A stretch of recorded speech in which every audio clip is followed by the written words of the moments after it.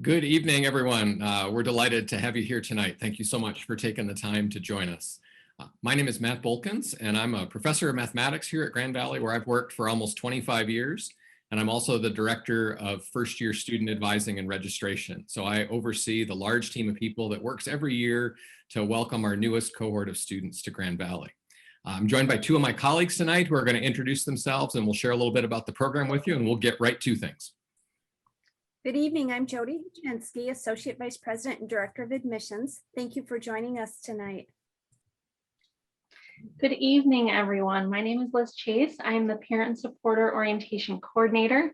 Before we begin, I did want to mention just a couple of logistical items. First, I am recording this session this evening, and I will post this recording on our Parent and Supporter Orientation website, and I'll put the link to that website in the chat in just a moment. Next, live closed captioning is available to everyone this evening. So if that's a service that you'd like to utilize, you can go down to your toolbar and find the closed captioning button down there. And last, we would ask that everyone just hold on to your questions until we get to that Q&A portion. So Matt will share a brief PowerPoint presentation. Then we're going to touch on some of those pre-submitted questions that folks sent in advance. And then we'll open it up to the group for any remaining questions. So with that being said, I'm going to hand it over to Matt. Thanks, Liz. Liz and Jody and I were just chatting briefly before, and we talked about what a beautiful spring day it is. So it's been for me, sometime back in February, I started using the Zoom background, and I thought when I walked out on campus today, how great it was to see campus look that way. We hope that all of you will make your way to campus this summer for a chance to have a tour. Jody will talk a little bit more about that as part of the presentation I'm going to offer. And we, of course, look forward to much more time on campus in the near future. So I'm going to share my screen.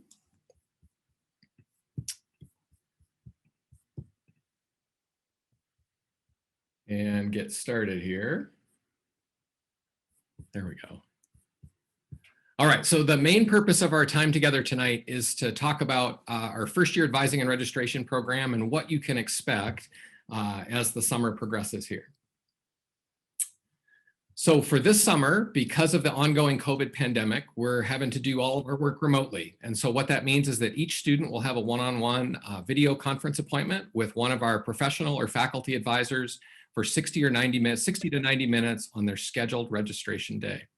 I want to say at the outset, we are absolutely disappointed that we can't be together in person. We love the opportunity we have to interact with people face to face. But in the many years that I've done this, one piece of feedback that has consistently come to us at the end of our in-person registration days, where we do lots of things in groups, is students will say to us, if there was one thing I wish was different, I wish I could have had a one-on-one appointment with an advisor. And so, of course, last year we were forced into this by COVID, and we found that this approach works really well and that students really appreciate the opportunity for that one-on-one personalized attention. And we're excited to be able to offer that again this year. I'm the person who works behind the scenes with student data and information. I'll talk a little bit more about that tonight. And as much as possible, I work to assign students with advisors so that advisor expertise and student interests align. It's of course the case that any one of our advisors can work with any student of any interest, but the more we can make those connections happen, the better. And then the main goal of these registration appointments is to get students registered for their classes for both the fall and winter semesters for the coming academic year. So before the appointment, there's key work for every student to do in advance. So going all the way back now, well into the end of March, our admissions office has been emailing students within about 10 days of when they sign up for advising and registration. So when you make that commitment to us and you sign up and pay the fee, we send you a packet by mail, and then about 10 days after that, we send you an email. And I just want to I'll reference this a couple of times tonight, but I'm gonna, let me go back a slide here. And I'm gonna jump over to a browser that shows this online form that we're asking every incoming student to complete. And so while we certainly have information about each of you from your applications, in addition to that, we need more information. And so we ask you to tell us what name you'd like us to call you. We ask you to share a phone number where we can reach you if we need to. But then we start to ask you questions about your academic experience and interests to make sure we have the most current and up-to-date information to advise you for courses. And I know from among the pre-submitted questions that there are folks who have questions about things like AP credit and dual enrollment credit as well, and some placement things. We'll talk about that in more detail soon as part of the Q&A, but you have the opportunity through this online forum to not only tell us about those things, but to share your interests with us, to talk about what your high school experience was like, talk about some other special opportunities for things that you might be participating in on campus, answer a few placement questions, and then finally tell us if there's anything else you would like us to know.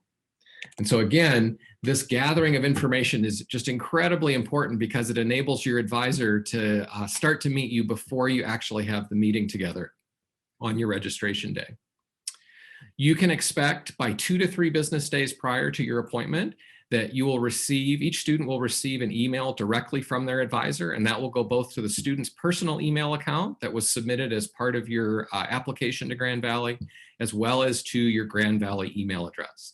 And again, from admissions, you'll have gotten information not only about what to do in advance, but also information about how you can log in to the Grand Valley network and more. And that's a key part of being able to access your Grand Valley email. And then 1 to 2 business days before your appointment, and our first appointments are on May 10, 1 to 2 business days prior, one of our undergraduate assistants will call you directly and just check in with you to confirm that you've heard from your advisor, to ask you a few questions, and to make sure that you're as prepared as possible for that appointment. During the appointment on your registration day, you'll have a chance to introduce yourself to your advisor and meet them. There'll be some time for questions and back and forth, as your advisor will have shared with you in advance a draft schedule. And in that email that you get from your advisor 2 to 3 business days in advance, it'll have the time of your appointment, and it will also have a link to the Zoom video conference for you to join, much like folks are doing here tonight. So you'll have time for questions that you have about courses. Your advisor will, of course, ask you questions. And then a key thing you'll do is that even before the meeting, you'll log into your Banner account, which is our basically our information system on Grand Valley's campus. And what you'll do is you'll share your screen, much like I'm sharing my screen tonight, and your advisor will walk you through the steps to register for classes. Students catch on to this quickly and do a great job with it every year. And then by the time the meeting is done, you'll have registered classes for both fall and winter. Your advisor will also help you as you select courses to understand the purpose of each and what parts of our requirements those classes fulfill. After the appointment, you have the opportunity to follow up with your advisor and ask additional questions. So you can correspond with them by email or even perhaps by phone if that's needed. The schedule, I want to be really clear, is changeable at any time prior to the end of the first week of classes in fall semester. So what we do on a registration day, whether in person or remotely, is absolutely not set in stone. It is the case that for any student who wants to make substantial changes, we urge them to do so in consultation with an advisor, just to make sure that they're kind of taking into account the full landscape of major and general education requirements and how things fit together and more. And then as we start to get closer to fall semester, students can expect more communication from the university. So starting about June 15, information from our Office of Student Life will start coming as part of our transitions program that helps students get ready for the fall semester, with lots of good opportunities to have some engagement over the summer. The most important thing that every student can do in advance is to make sure that they're following the checklist that's in the email that's been received from admissions. So that's where the link to the online form is. I'm going to just show you what that email looks like. So this is just in text, but again, within 10 days or so of when you've signed up for advising and registration, at the student's personal email and at their Grand Valley email, you'll get an email that says things to do to get ready for your advising appointment. And in that, we tell you some of what to expect, like I've shared here tonight. There's information about your GVSU network login and password. And then there's some key things to do to get ready. And so again, some of those are tied to questions that folks have tonight about things like college credit at another institution or AP exams. There's some information about placement, and we're going to discuss that as well tonight. But then the key thing is, again, once you've done all of these things here, complete this online form. I will just say to you, I get an email notification every single time a student completes this form, and it warms my heart when I see it. So like this morning when I opened my email for the first time, there were like 100 new messages. I was like, that's awesome. People are doing this. So keep doing that. If you haven't done the form yet, it's the best thing you can do to help your advisor have the most current information about who you are and what you're interested in. If you can also please be responsive to your email, we really appreciate that. So one of the things that you'll get asked in that email from your advisor that says, this is the Zoom link and this is when your appointment is, we just ask for you to write back and say, yeah, I got it. Thank you so much. Or if you have questions to respond, but that confirmation will help your advisor. And I want to say, if you are confused about anything that you're asked to do before you get a chance to chat with your advisor, please don't hesitate to reach out to our admissions staff. They would be glad to help you.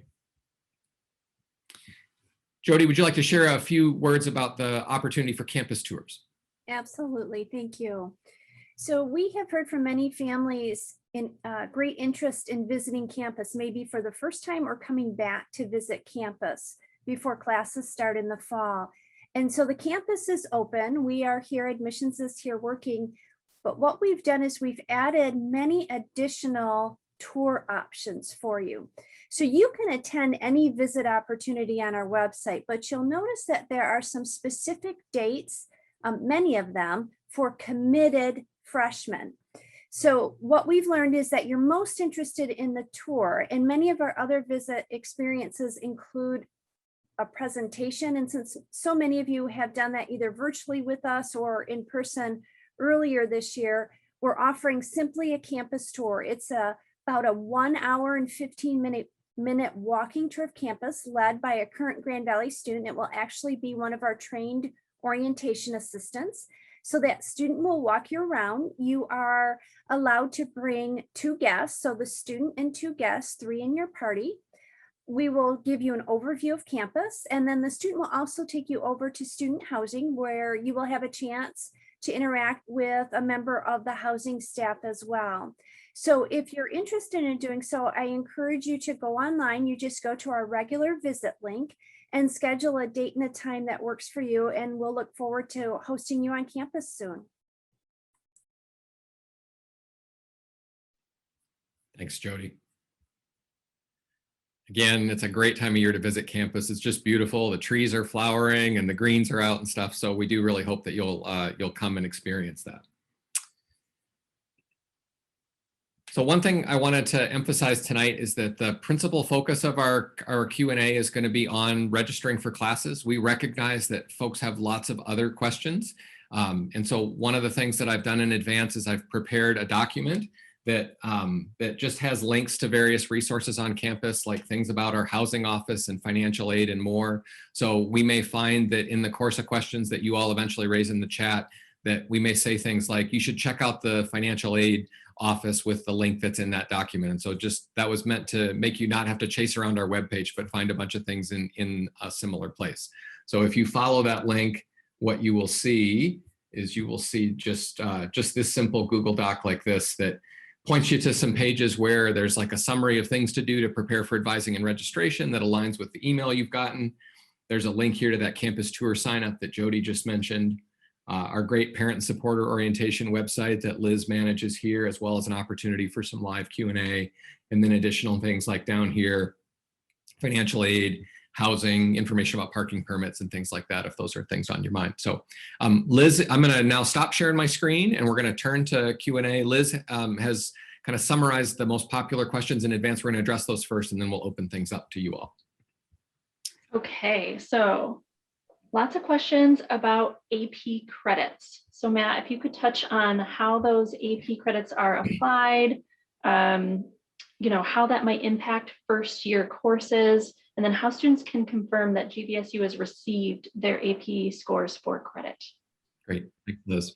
So many of our incoming students have taken AP exams to earn credit to apply towards their college education. So this is a really standard thing that we do.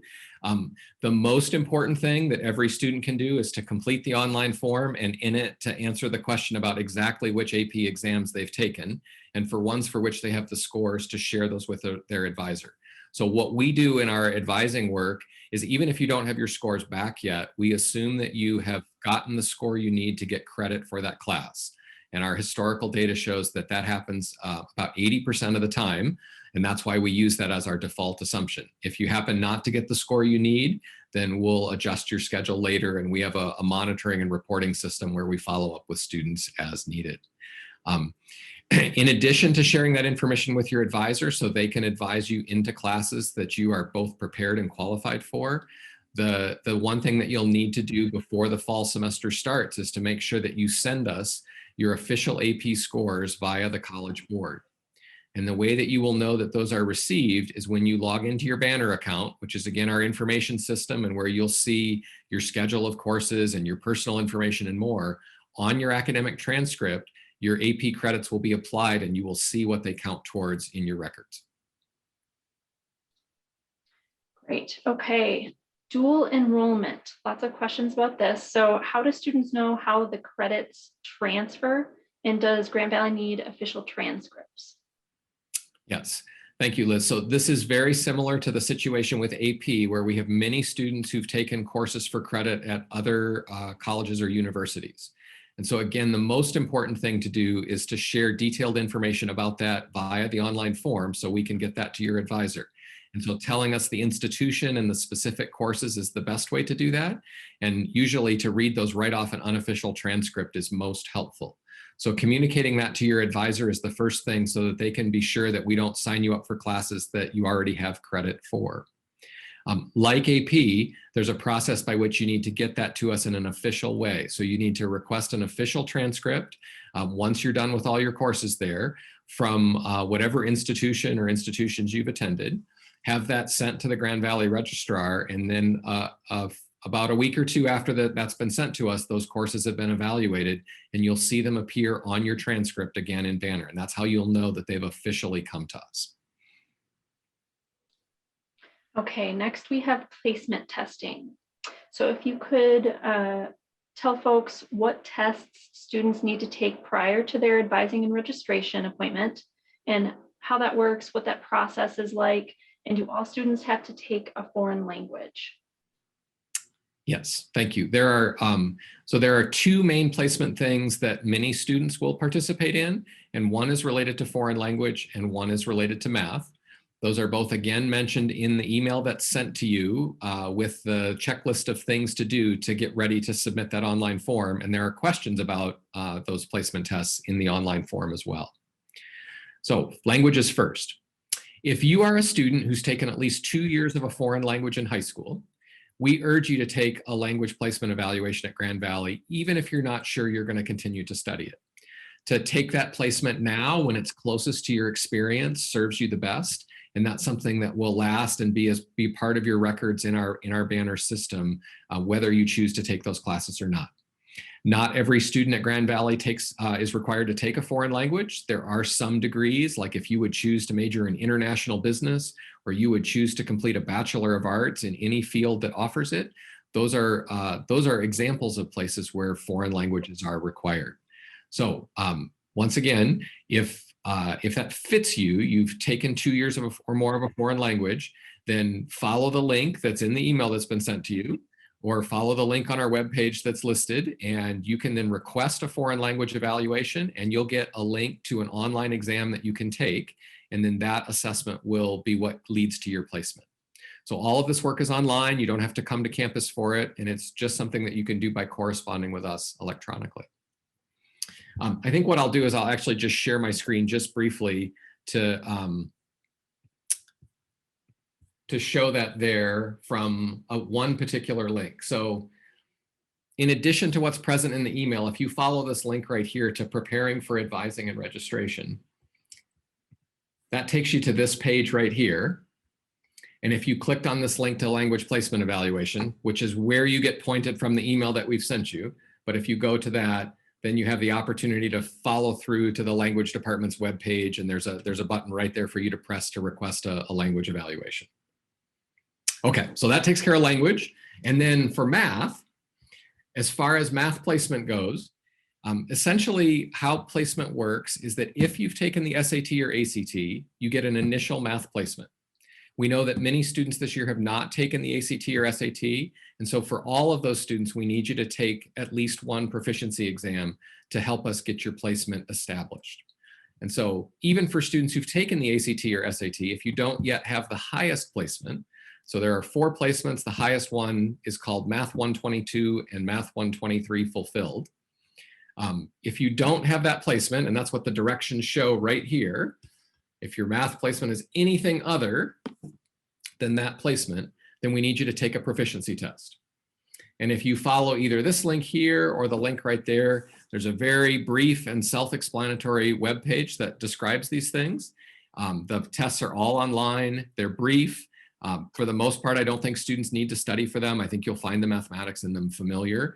Again, the sooner you take those, the better, as it's tied to your high school experience and your proximity to those classes help. And then we use the results of those proficiency tests to help place you into classes that you're prepared and qualified for.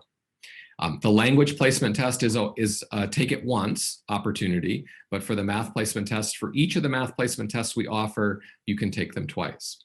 And on that web page that is run out of my department in mathematics, there's a clear, what do I do if I have questions here? And our department administrative assistant is fantastically helpful for places where students run into questions. That's a lot on placement, but I think that's all I have, Liz. We can follow up with that if folks need after this. Great. Okay, last question here is about majors. So do students have to declare a major during their advising and registration appointment? What if they're undecided, and can their advisors help guide them through that process? Yes, another great question. I appreciate all the things that folks have submitted to us in advance tonight. No student is required to declare a major at their advising and registration appointment this summer, nor is it necessary to have a major declared in your first year or even 2 at the university. Some of our most successful students come in and are unsure what they want to do, and they use their first year or 2 at Grand Valley to discover what their true passion is and what it is that they really want to study and become.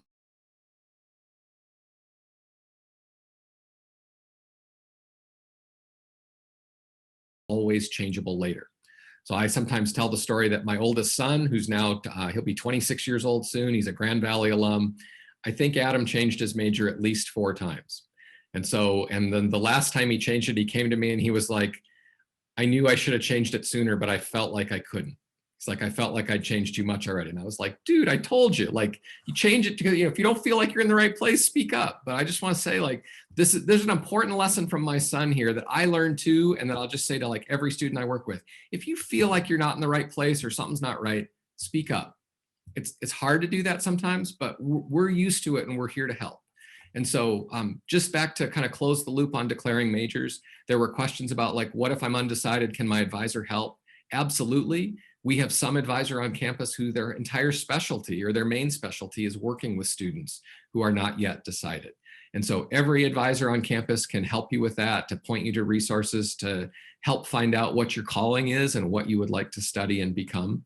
It is the case as just a technical bookkeeping thing that every student will do what's called a major declaration in Banner. But if you're not yet decided, you'll declare what we call EXPL for exploratory. And what that does is that allows our advising staff with that expertise to reach out to you during the year to point you to opportunities for how you can find out new things that you might pursue on campus, or learn more about majors, or connect with an advisor again with that expertise. So I'm going to say we've come to the end of the chat, and it's 6:52 p.m. and I'm sure folks like us have had full and long days. So I'm going to wrap us up by just saying, thank you so much for taking the time to join us tonight and for all your great questions. This is exactly what people should do. So when things are not clear to them or they're wondering about things they should ask, as Jody has shared, don't hesitate to reach out to admissions and ask questions of them if there are things that would be helpful to you to know. I want to also close just by saying Grand Valley is a great place to be. I just feel super fortunate that I've gotten to work here for almost 25 years now. I've alluded in the conversation that I'm also a Laker parent. My 2 boys are alums. They had really good experiences at the university and have already gone on to successful starts to their careers. My daughter's finished her first year. Even with COVID, it's been a great experience this year with professors who care for her, lots of great learning that's happened, and we're excited for the years ahead for her. So glad you've picked Grand Valley. So glad to be working with you, and we look forward to more communication with you. So thank you so much.